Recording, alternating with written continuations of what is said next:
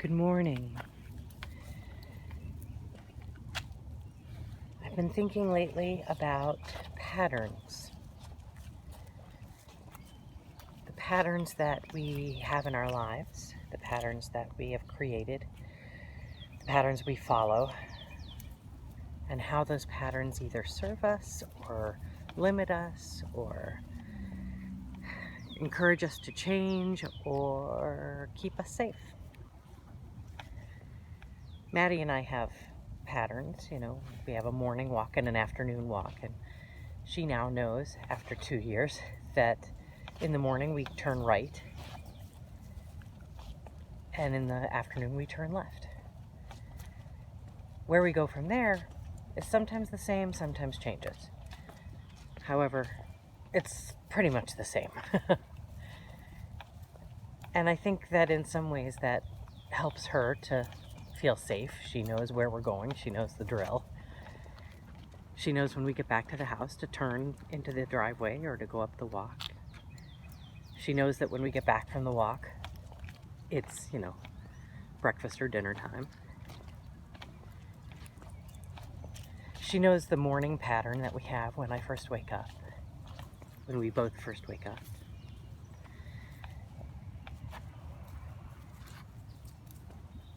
And so, like, some of the patterns we have in life, like those, are helpful. They keep us going. If we have a morning employment that we get up to go to, we get up the same time, we shower, we dress, we go. We probably drive the same route. We get there, we do the thing, we come home. Some people refer to that as the daily grind.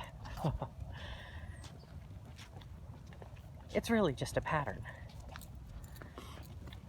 And those don't really harm us or cause any disturbance. They might get boring. We might want to mix it up, driving a different route to work, or wear something we haven't worn before, or show up early with donuts, maybe. I think that's just hopeful thinking because I've been dreaming about donuts. But anyway, sometimes though we have patterns of behavior or thought that keep us stuck. Patterns of reaction or response to situations or people. And those are the things that we need to keep an eye out for. Or it would be good for us to keep an eye out for. If the go-to response to any situation is not healthy or not helpful, that's a pattern to change. It's funny, I know people who sew, who, make clothes or make blankets or, do other things, and they follow a pattern because that's the guide, and that gives them an outcome that looks good and is what they want. However, I remember when I used to do rug hooking. Yes, I know, very 70s, but they still have them. You can buy these kits at Michael's, and it's a box, and it comes with, don't eat that, it comes with the pattern and the yarn, the colors, and the exact number of pieces of yarn that you need to create the pattern. And you sort everything out, and then you rug hook following the colors. And what I used to like to do was flip it over. I would take the pattern and flip it over and use the colors to create whatever came to mind. Sometimes I wouldn't even plan it. I would just start and then see how it unfolded.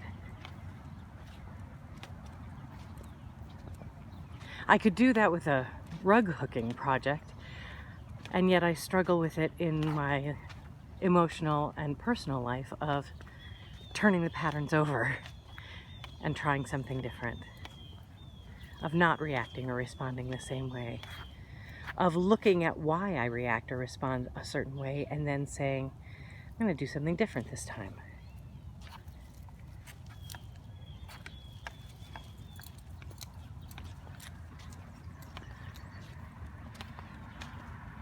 That's what I've been thinking about.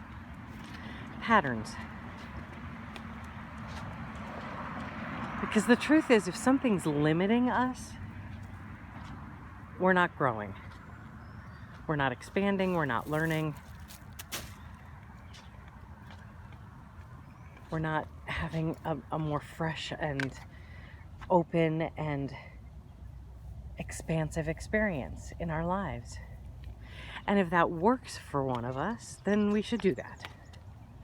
If it works to stay safe in a box, and again, this is without judgment, if it works to stay safe in the box, stay safe in the box. There is absolutely no judgment around that. However, if the box has spikes, and every time you move in it, it pokes you and it's painful and you can't breathe and you can't stretch and you can't move, it might be something to look at. It might be something you want to look at. Okay, so here we go. On to our Saturday. Have a great day. And thanks for listening as we ponder patterns. Have a great Saturday. Peace.